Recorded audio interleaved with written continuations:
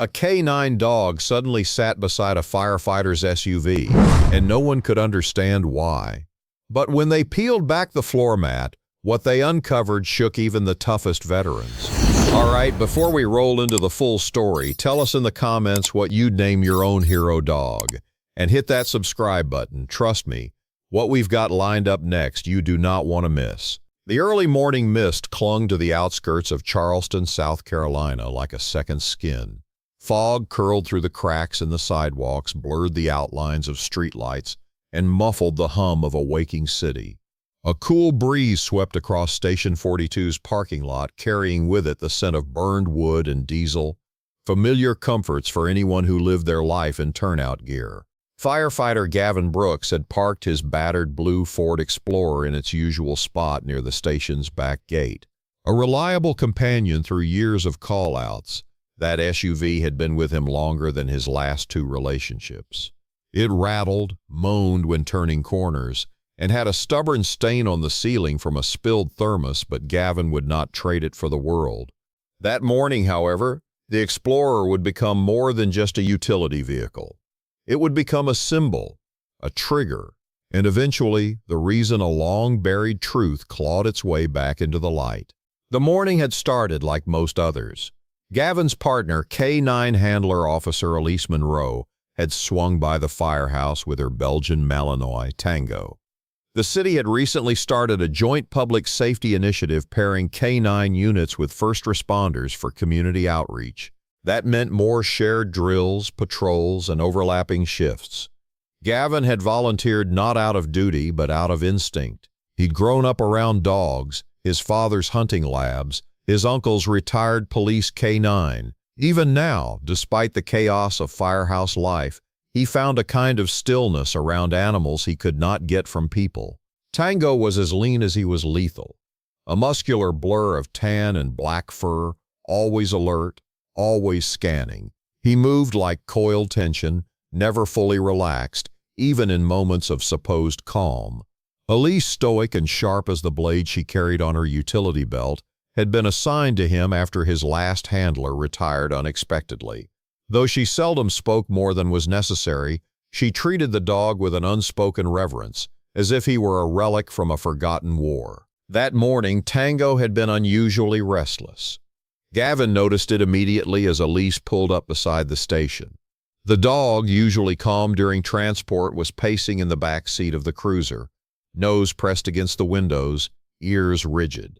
Elise climbed out, gave a short nod, and opened the rear hatch.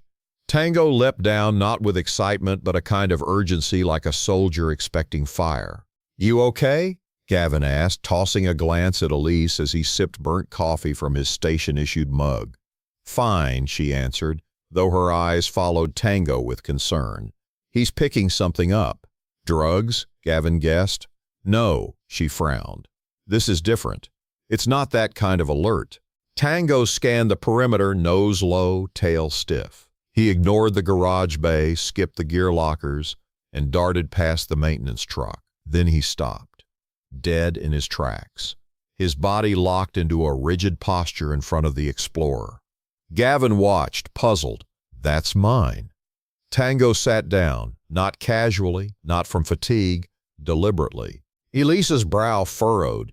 She approached the SUV slowly, Tango remaining motionless. "That's his alert sit." Gavin blinked. "You're kidding." "I'm not." She knelt beside the dog, eyes tracing the direction of Tango's focus. It was not the undercarriage, not the tailpipe, not even the cargo area where Gavin's turnout bag usually sat. No. Tango's eyes were locked on the front passenger footwell.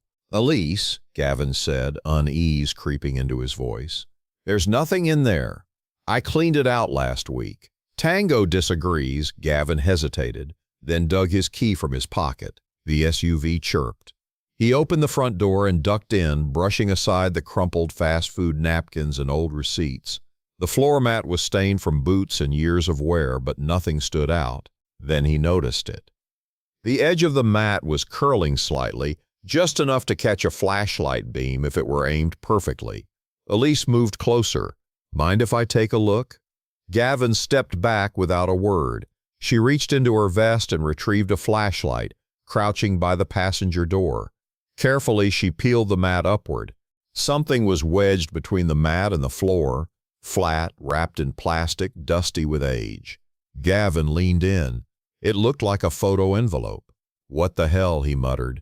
Elise glanced at Tango, who remained still but whose breathing had deepened almost like anticipation. She lifted the package with gloved hands, holding it gingerly as if it might crumble. The plastic was brittle from heat exposure but intact. "Do you know what this is?" she asked. Elise set the envelope on the hood of the SUV and opened it slowly. Inside were photographs, grainy, sun-faded, curled at the corners. Military images, a desert compound, a squad of soldiers standing beside a blackened Humvee. And in every single picture, without fail, was a dog. Same markings, same build, a Belgian Malinois, just like Tango. A name was scrawled in black marker on the back of one. Vader, FOB Shark, 2012. Gavin went pale. Elise looked up. "You recognize this?" "I've never seen these before," Gavin replied, though something about the images, especially the one of the handler crouching beside Vader, arms wrapped around his neck, made his chest tighten. "But that dog looks exactly like Tango." Elise was quiet. Her eyes moved from the photo to Tango, then back again. "This is not coincidence." Tango moved forward slowly, head lowered. He sniffed the envelope, then pressed his nose against the photo of Vader. He let out a low, almost imperceptible whine. Gavin felt a chill creep up his spine despite the South Carolina humidity. "Why would these be in my car?" he asked. "You tell me," Elise said. The next few hours blurred. The SUV was isolated. Elise contacted her supervisor. Gavin gave a voluntary statement. Tango was scanned for signs of distress or exposure. But physically, nothing was wrong with him. Emotionally, though, he was different. Detached, focused. The photographs were handed off to Charleston PD's internal archive team. A background check was run on the name Vader. Military databases were checked. Something wasn't adding up. Gavin was told to go home until the investigation clarified the situation. He didn't argue. That night, he couldn't sleep. The image of the dog Vader haunted him. The resemblance to Tango wasn't just similar, it was identical. He sat in his kitchen, flipping through old mail, when a small, thin envelope caught his attention. It was unmarked. No stamp, no return address. Inside was a single piece of paper. Typed in blocky font were the words, "He never left. Look under the spare tire." His breath caught. Gavin stood, heart pounding, and rushed outside barefoot. The SUV sat beneath a flickering streetlight, silent, unassuming. He popped the back hatch, pulling away the liner over the cargo space. The spare tire sat nestled in its well. He lifted it and froze. Beneath it, wrapped in a faded green canvas pouch, was a military dog tag. He opened it. Vader, MWD 473K, retired 2013, KIA, unconfirmed.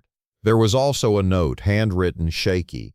"They said he died, but I saw him get out. I couldn't say anything. I couldn't take him with me. I buried what I had. I hoped one day someone would find the truth."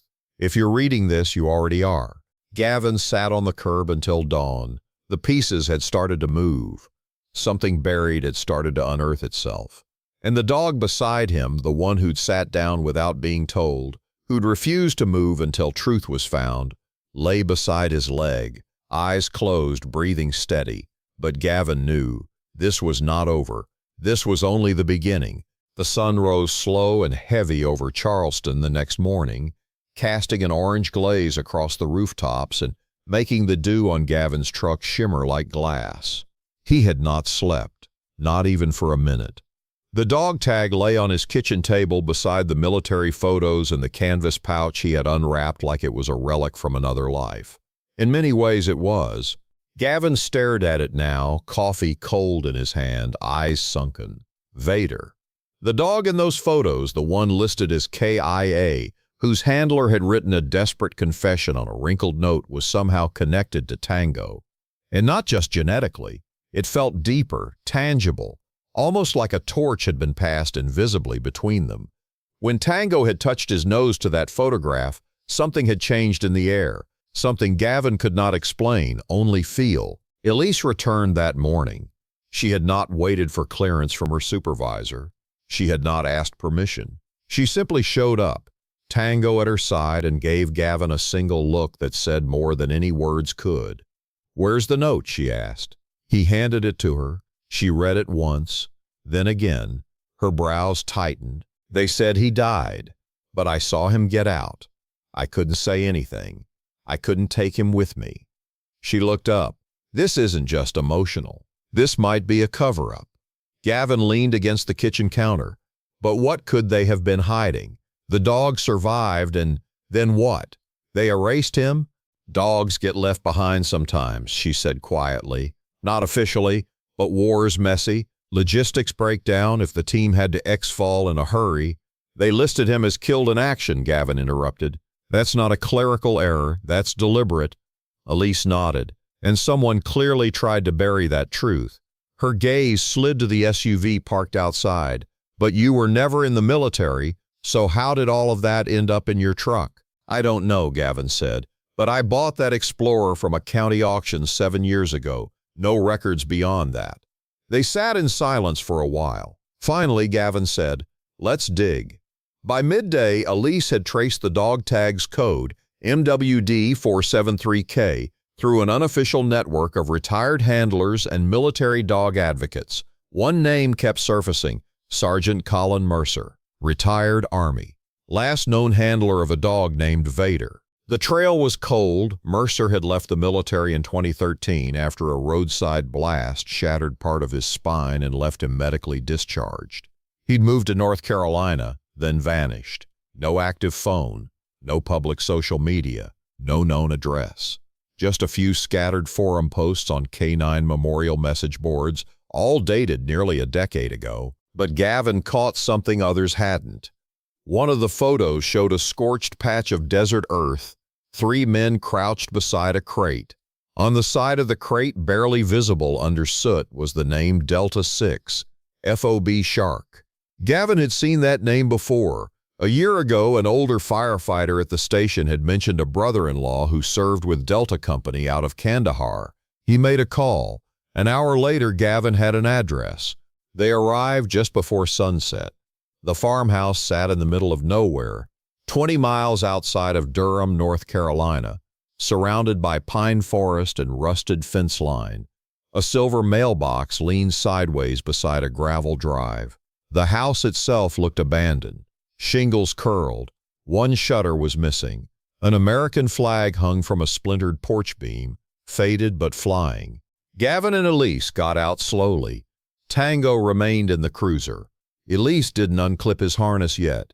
They approached the door cautiously. Elise knocked. No answer. She knocked again. "Mr. Mercer?" she called. "Sergeant Colin Mercer?" Footsteps creaked behind the door. A shadow moved across the curtain. The door opened 2 inches. An older man with a weathered face and deep lines around his eyes peered through the crack. "You're lost," he said. "No, sir," Elise replied. "We're here because of Vader." The door opened the rest of the way. Colin Mercer looked as if the name had physically struck him. His face paled. His hand trembled. "Where did you hear that name?" Gavin stepped forward and held out the dog tag. Colin's eyes went wide. He reached for it but stopped himself. "I buried that." "We found it," Elise said gently, "under the floor mat of a truck that used to belong to you." Colin exhaled shakily. "You're the firefighter." "Yes," Gavin nodded. "It was auctioned off years ago. I didn't know what was in it until yesterday." "Your dog Vader alerted Tango." Colin blinked. "Vader's dead." Gavin looked at him. "Are you sure?" Inside, the farmhouse was sparse. A recliner, a few stacks of papers, no TV. Photos lined the mantel, military group shots, a few blurry black and white prints of dogs. The air smelled faintly of wood smoke and coffee grounds. Colin poured 3 mugs and sat across from them, trembling slightly as he spoke. "Vader was my partner, Malinois, trained out of Lackland. He was assigned to me in 2011 before our second rotation to Afghanistan. That dog saved more lives than I ever did. Could read situations before I even opened my mouth." He took a sip. We were clearing a path through Shark Valley. IEDs had been hitting supply convoys hard that month. Command rushed us through. Not enough support. We were 6 clicks from base when we hit a secondary blast. His hands trembled just once. The Humvee flipped. I got pinned. Vader had been out front. I saw him take the brunt of it. He swallowed. When I came to, I was being evac'd. They told me he didn't make it, that the medevac had no time to recover his body. I believed them. He looked up slowly, until I got home. 2 weeks later, I got a package on my doorstep. No return address. Inside was that pouch, the tag, and a photograph. Vader, alive, standing near a burnt-out building. Same site, same gear. He paused. I tried asking around, got stonewalled. Nobody wanted to admit the dog had survived or where he ended up. Gavin leaned forward. Why not tell anyone? Colin looked at the tag.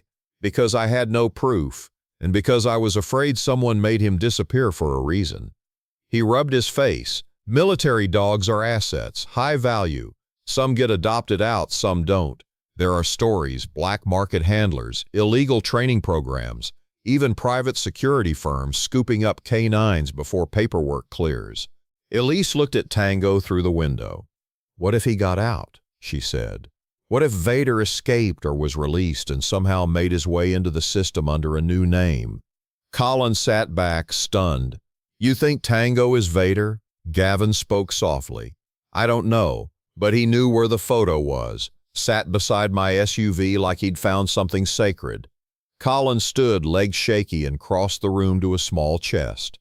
He opened it and pulled out a ragged toy, an old canvas tug, faded, chewed, stitched. Vader's favorite, he said. Elise went outside. A few minutes later, she returned with Tango.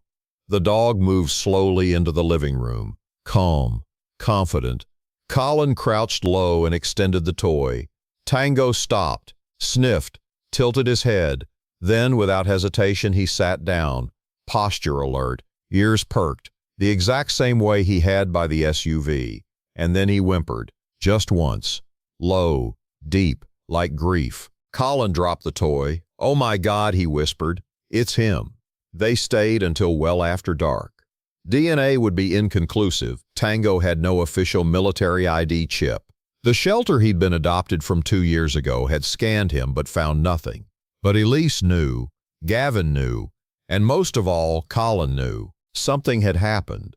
Somewhere between Afghanistan and Charleston, Vader had disappeared. Someone had buried the proof, and the dog had carried the memory all this time. He had not forgotten his handler, not his mission, not what had been taken from him. The firehouse kitchen was silent except for the low tick of the wall clock and the soft hum of the refrigerator. Gavin sat at the table, fingers laced together, staring at a folder Elise had brought in marked MWWDR 473K Non-Standard Discharge Restricted in heavy red ink. Across from him, Tango lay still on the tile floor. His chest rose and fell rhythmically. Beside him sat the battered canvas tug toy. He hadn't touched it since they left Colin Mercer's farmhouse. Elise had pulled strings, quiet ones, off-the-record ones. A former CID investigator she trusted had dug into the archived service files buried in non-digitized corners of the military's K-9 division. What came back wasn't clean. According to the now unsealed logs, Vader had survived the IED blast in Shark Valley. He was recovered 2 hours after the initial medevac, but instead of being returned to Mercer or retired with honors, Vader was redirected. His status was changed from Key IA unrecoverable to asset in transfer. The receiving entity was not a military kennel, not even a domestic federal branch. It was a private defense contractor, Branton Tactical Solutions, a name that had appeared in several watchdog reports but had never been tied to any confirmed wrongdoing. That changed everything. They stole him, Gavin said, voice flat. Elise nodded. Or bought him, which is worse. Gavin looked down at Tango. And what? Retrained him? Wiped his ID? Dumped him when he aged out? Maybe? Or maybe someone tried to rescue him along the way. She tapped the old envelope that had contained the photo of Vader. Whoever left this was trying to say something. Gavin was quiet. Then, let's finish what they started. The next morning, Elise and Gavin made the drive to Columbia, South Carolina. Branton Tactical had an urban training center located 20 minutes outside the city, marked on most maps as a logistics company. It was where they claimed to stage mock raids and prepare contractors for overseas work. But the address matched one of the destination codes in Vader's unsealed service file. Gavin was not in uniform. Elise was. Tango wore his K9 vest, department patched badge ID visible. They did not ask permission to approach the gate. The security guard barely looked up as they arrived until Tango stepped forward and stiffened. He growled, not low, not curious, not warning. The sound that came from him was deep, guttural, immediate. "Let's go," Elise muttered. They backed away and returned to the cruiser. Gavin stared at the chain-link fence as it rolled shut behind them. What did he smell? Something familiar, Elise said. Maybe someone. Or maybe something that reminded him of what happened there. The next few days passed in a blur of whispered calls, redacted emails, and encrypted message threads. Elise connected with two former handlers who had served in the same region Vader had operated in.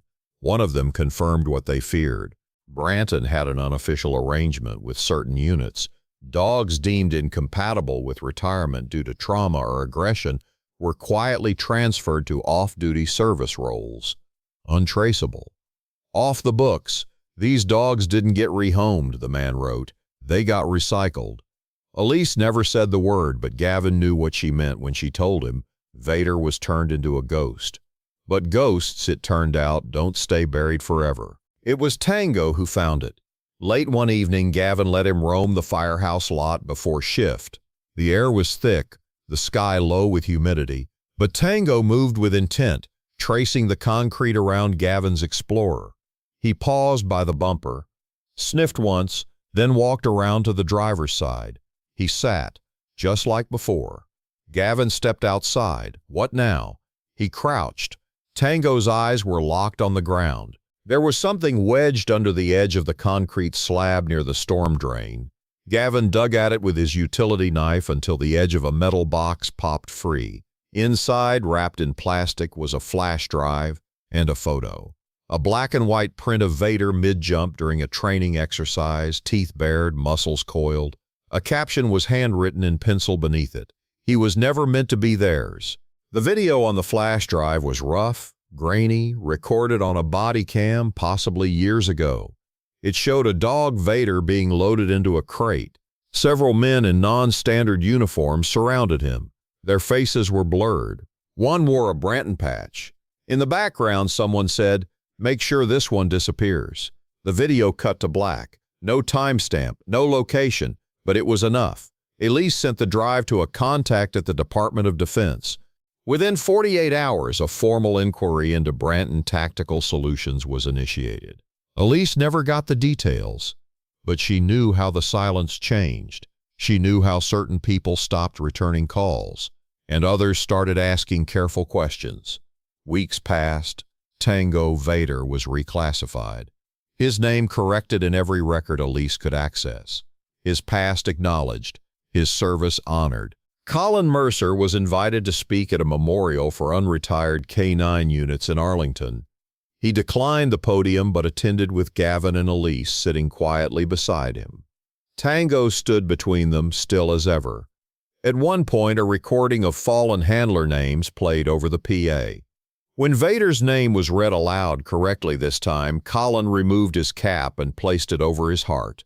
Gavin saw the older man's hand tremble, but he did not cry. Tango rested his head gently on Colin's boot. The message was received. Gavin's Explorer still had the scuffed mat where the story began. He never replaced it, never vacuumed under it again. It remained untouched. A reminder, the firehouse staff never asked about it. But they noticed how Tango stayed closer to Gavin now. Not because of training, but by choice. And every so often Elise would find them both sitting out back near the fence line. Gavin, quiet. Tango, alert. Watching the wind. Listening. Some things could never be proven in full. No amount of paperwork could capture the choices made in panic, the good intentions that twisted into silence, or the pain buried beneath 10 years of denial. But Tango Vader had never needed words. He found the truth, sat down beside it, and waited for someone to care enough to look.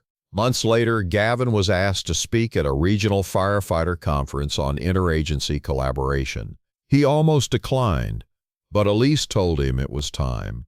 On stage, he stood quietly for several seconds before he said, "There are some partnerships in public safety that defy explanation, some bonds that go beyond training or instinct. This is a story about a dog who refused to let a name be forgotten, who sat down in front of an old SUV and reminded us that service doesn't end with silence. It ends when someone finally listens." The room fell still, then applause. Tango remained just off stage, ears forward, eyes scanning the crowd, as if guarding Gavin's words. Later that night, back at the firehouse, Gavin sat on the concrete with Tango beside him. He looked down at the dog. "You never gave up." Tango did not react, but Gavin felt it, that unshakable presence, that quiet certainty, that last unspoken command, mission complete. If that story moved you even half as much as it did us, imagine what's coming next. We've got more real stories that hit hard, stay with you, and remind us why these canine heroes matter. So don't miss out, hit that subscribe button, drop a like, and we'll see you in the next one.